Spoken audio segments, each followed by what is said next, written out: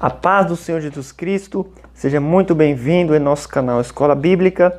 Eu sou o seu irmão, o presbítero Carlos Henrique, e venho através deste vídeo lhe oferecer um áudio do livro de apoio da lição 9, Vivendo o Fervor Espiritual.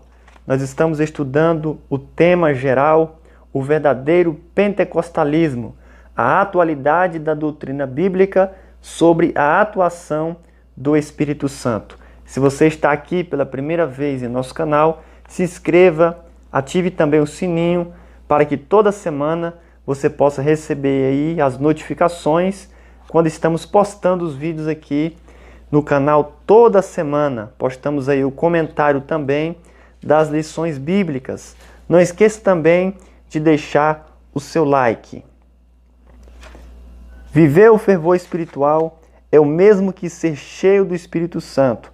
A expressão cheio do Espírito Santo ou fraseologia similar pode se referir tanto ao batismo no Espírito Santo como também à vida plena no Espírito. Isso já foi esclarecido no capítulo 3. Essa linguagem é tipicamente lucana e aparece no Evangelho de Lucas e no livro de Atos. Fora desses livros, só aparece uma vez em Paulo. E não se embriagueis com vinho, pois isso leva à devassidão, mas deixem-se encher do Espírito. Quem compreende essa diferença não terá dificuldade para entender o significado teológico do Pentecostes. A importância da devoção pela palavra e oração. Não é possível uma vida nos domínios do Espírito sem devoção pela palavra de Deus e sem o hábito de orar. Quanto amo a tua lei, é a minha meditação todo dia. Salmos 19, verso 97. Orem sem cessar. 1 Tessalonicenses 5, 17. Essas duas práticas espirituais são indispensáveis na devoção cristã. A lei, nesse estágio da história do povo de Deus, diz respeito à própria Escritura Sagrada. O seu prazer está na lei do Senhor, e na sua lei medita de dia e de noite. Salmos 1, verso 2. A lei do Senhor é perfeita e restaura a alma. Salmos 19, verso 7. O Novo Testamento chama também de lei parte das Escrituras que não se refere a nenhum livro do Pentateuco. Não está escrito na lei de vocês, eu disse, vocês são deuses? João 10, 34, que é uma citação direta dos Salmos 82, verso 6. O apóstolo Paulo chama de lei uma passagem do profeta Isaías. Na lei está escrito, falarei a este povo por meio de homens de outras línguas e por meio de lábios de outros povos, e nem assim me ouvirão, diz o Senhor. 1 Coríntios 14, 21. Essa citação é de Isaías 28, 11. Então, o termo lei pode significar tanto a lei de Moisés, como também as Escrituras Sagradas. Segundo R.K. Orson, o corpus mosaico passou a ser identificado como lei depois do cativeiro. No período pós-exílio, o corpus era conhecido como a Torá, ou lei. Desse modo que no devocional do salmista, quanto ama a tua lei, ele está se referindo à palavra de Deus. Essa devoção às Escrituras é parte do ensinamento bíblico para o povo de Deus. Há na Bíblia diversas exortações para a leitura das Escrituras Sagradas e meditação diária na palavra de Deus. O propósito das Escrituras é a redenção humana em Jesus. Você conhece as Sagradas Letras, que podem torná-lo sábio para a salvação pela fé em Jesus Cristo. São ensinos espirituais que não se encontram em nenhum lugar do mundo. A Bíblia revela os mistérios do passado, como a criação, os do futuro, como a vinda de Jesus, os decretos eternos de Deus, os segredos do coração humano e as coisas profundas de Deus. A Bíblia corrige o erro humano e é útil para orientar a vida humana. Toda a Escritura é inspirada por Deus e útil para o ensino, para a repreensão, para a correção, para a educação na justiça. Uma das grandezas das Escrituras é a sua aplicabilidade na vida diária, na família, na igreja, no trabalho, na sociedade. Deus é o nosso Criador e somente Ele nos conhece e sabe o que é bom para as suas criaturas. E essas orientações estão na Bíblia, o manual do fabricante. No tocante à oração, o Senhor Jesus partia do princípio que as pessoas da sua geração tinham o hábito de orar. E quando orarem, não sejam como os hipócritas. Mateus 6,5. O quando mostra que Jesus está falando de um hábito e não dando uma nova ordem. Os judeus oravam 3 vezes ao dia, de manhã, ao meio-dia e à tarde. A hora nona, Salmo 55, verso 17. Daniel 6,10. Ainda hoje os judeus religiosos o fazem. Naqueles dias, essas orações eram públicas. Nós cristãos oramos continuamente, não como obrigação. É um hábito com o desejo de manter a comunhão com Cristo. O próprio Senhor Jesus Cristo tinha o hábito de orar. O Senhor Jesus Cristo, durante o tempo de seu ministério terreno, nunca se apartou da oração. E tendo despedido as multidões, ele subiu ao monte a fim de orar sozinho. Tendo se levantado de madrugada, quando ainda estava escuro, Jesus saiu e foi para um lugar deserto, e ali orava. Ele aparece orando por ocasião do seu batismo no Jordão por João Batista. Para escolher os 12 apóstolos, ele passou a noite em oração. Estava orando quando transfigurou-se. Estava orando quando seus discípulos pediram que ele os ensinasse a orar. Ele intercedeu ao Pai em favor de Pedro e pelos demais discípulos e por todos nós. Se o próprio Filho de Deus procedia dessa forma, o que não diremos de nós? Precisamos orar e também dependermos das orações dos irmãos. O próprio apóstolo Paulo pediu oração em seu favor. E orem também por mim, para que no abrir da minha boca me seja dada a palavra, para com ousadia tornar conhecido o mistério do Evangelho. Ele contava sempre com a oração dos crentes. Quando um homem da estatura espiritual do apóstolo Paulo pede a oração da igreja em seu favor e pelo seu ministério, isso mostra que não existe super-homem na igreja. Todos nós somos dependentes do Senhor Jesus e contamos com a oração uns dos outros. Uma vida de dedicação a Deus, de oração e leitura e meditação na palavra de Deus, nos ajuda a viver sabiamente conforme o ensino do apóstolo Paulo. Portanto, tenham cuidado com a maneira como vocês vivem e vivam não como tolos, mas como sábios, aproveitando bem o tempo, porque os dias são maus. Por esta razão, não sejam insensatos, mas procurem compreender qual é a vontade do Senhor. Efésios 5, do 15 ao 17. O viver sabiamente são exercícios espirituais importantes que devem ser colocados em prática no dia a dia. Diferentemente dos tolos, existem pelo menos 7 palavras gregas no Novo Testamento para nécio. Os nécios, na linguagem paulina, refere-se sempre aos pagãos, e é nesse sentido que o apóstolo chama a atenção.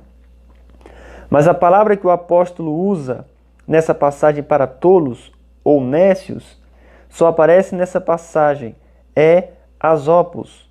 O termo grego sopos quer dizer sábio, e o prefixo a indica ausência, privação. Logo, asopos a indica imprudência, insensato, tolo, sem juízo, sem sabedoria. Paulo está constatando a sabedoria cristã que vem do Espírito com a insensatez dos pagãos. Isso se torna claro no versículo 17, onde o apóstolo usa o termo aporon, nécio, insensato. A mesma palavra que a Septuaginta emprega a alguém que não tem juízo, sem entendimento. Paulo acrescenta ainda que esses não entendem a vontade do Senhor. Devemos priorizar a vontade de Deus em nossas decisões, atitudes e não focar as aparentes vantagens como faz o mundo. O mundo de vida do crente não pode ser o mesmo padrão do mundo. Todas essas características negativas e nocivas são incompatíveis com a vida cristã. Aproveitando bem o tempo ou remindo o tempo. É uma frase que diz muito mais do que parece à primeira vista. O verbo remir significa comprar de novo, resgatar, aproveitar o melhor possível. A palavra tempo é bem conhecida entre nós, kairos, tempo no sentido de ocasião, oportunidade. Enquanto tivermos oportunidade, façamos o bem a todos. Se lembrassem daquela de onde saíram, teriam a oportunidade de voltar. Humilhem-se debaixo da poderosa mão de Deus, para que Ele, em tempo oportuno, os exalte. Essas duas coisas, tempo e oportunidade, são especialidades dos crentes, que, cheios do Espírito Santo, resultam no viver sabiamente. O crente sabe aproveitar as oportunidades para fazer a obra de Deus, falar de Jesus às pessoas que ainda não conhecem o Evangelho, até mesmo em circunstâncias difíceis. Na verdade, tanto hoje como nos dias apostólicos, os dias são maus. A importância de manter-se cheio do Espírito.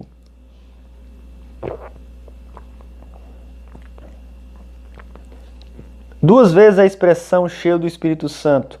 A fraseologia similar indica o batismo no Espírito Santo. Mas essa expressão deve ser entendida à luz do seu contexto bíblico, pois nem sempre o enchimento do Espírito se refere ao batismo. O Novo Testamento registra essa experiência mesmo antes, durante e depois de Pentecostes, tanto de forma individual como coletiva. Antes do Pentecostes, o exemplo clássico é o de João Batista, Isabel e Zacarias. O enchimento como o batismo aconteceu no Pentecostes. Todos ficaram cheios do Espírito Santo e começaram a falar em outras línguas, segundo o Espírito lhes concedia que falassem. Atos 2, verso 4. E Saulo de Tarso, depois dos eu encontro com o Senhor, Jesus no caminho de Damasco, então Ananias foi, e entrando na casa impôs as mãos sobre Saulo, dizendo: Saulo, irmão, o Senhor Jesus que apareceu a você no caminho para cá, me enviou para que você volte a ver e fique cheio do Espírito Santo. A obra do Espírito Santo na vida do crente é dinâmica. O Espírito não fica estático a partir da conversão.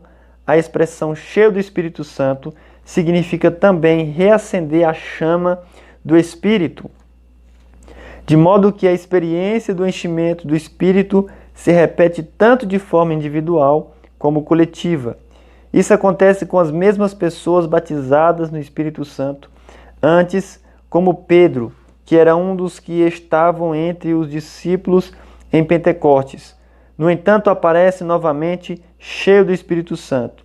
De igual modo, Paulo, mesmo depois de ter sido cheio do Espírito, aparece outra vez cheio do Espírito Santo.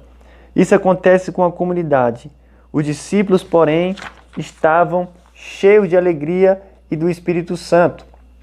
O contexto esclarece o significado da expressão. A ação do Espírito na vida cristã não é estática.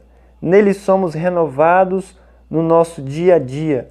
Essa experiência acontece reiteradamente em nossos dias, e isso vem desde o Pentecostes.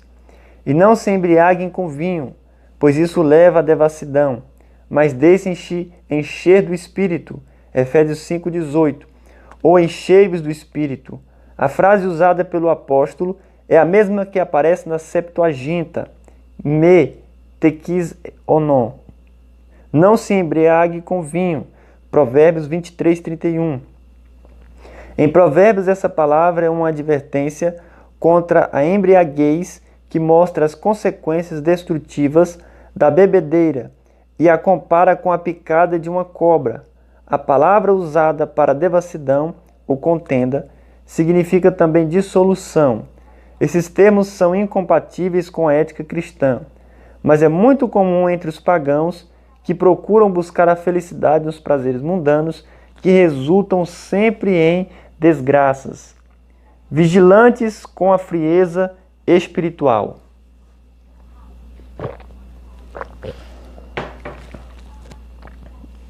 Os resultados de ser cheio do Espírito Santo envolvem todos os aspectos da nossa vida, falando entre vocês com salmos, hinos e cânticos espirituais, cantando e louvando com o coração ao Senhor, dando sempre graças por tudo ao nosso Deus e Pai, em nome de nosso Senhor Jesus Cristo. Sujeitem-se uns aos outros no temor de Cristo.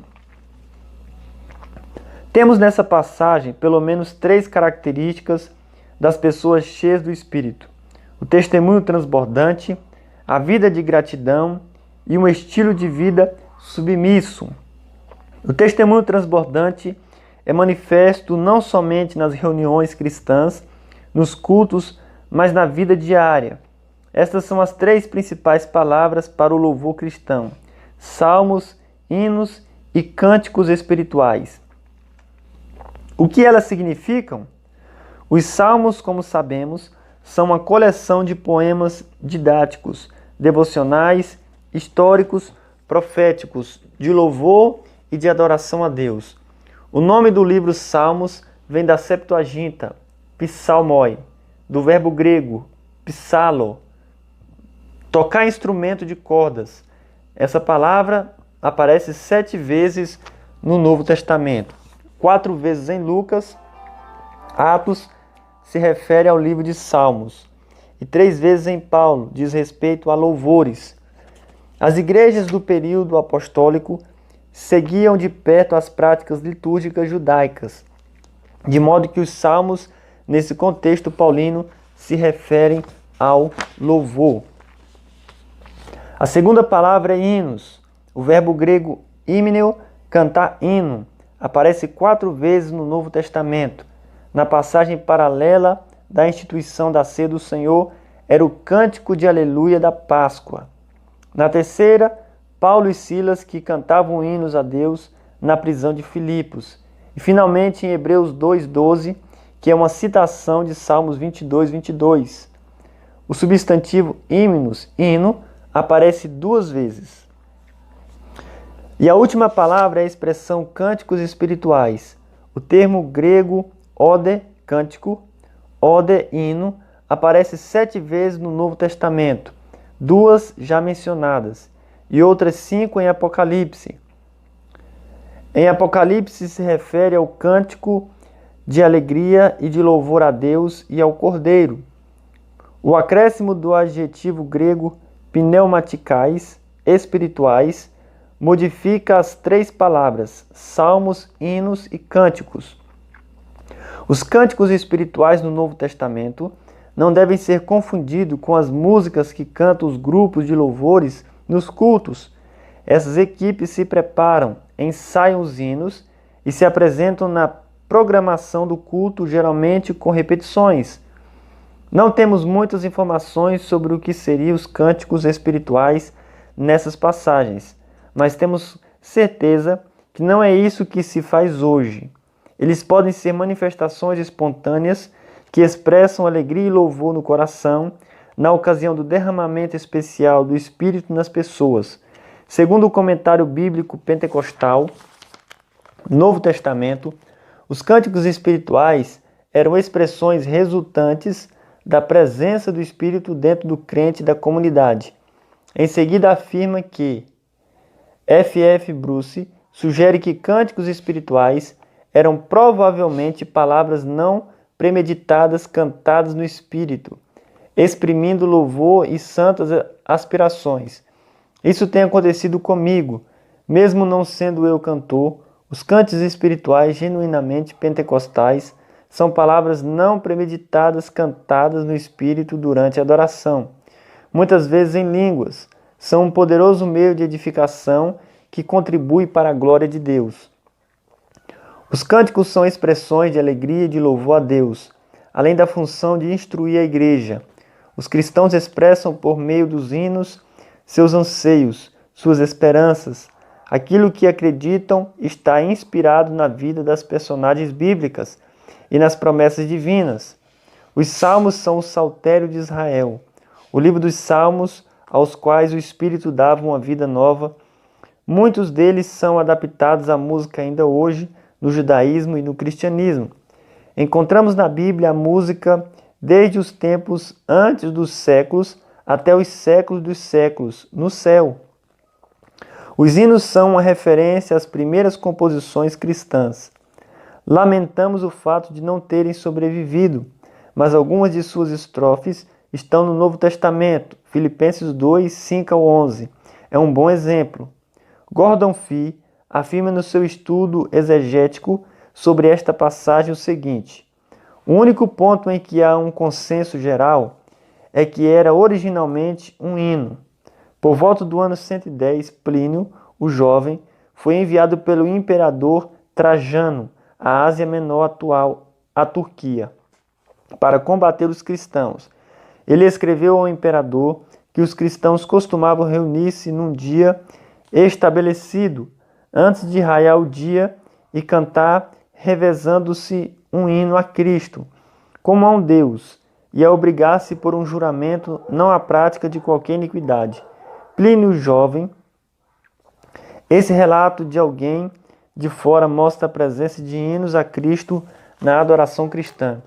O quadro descrito em Efésios 5, 19 ao 21, revela o resultado de ser cheio do Espírito.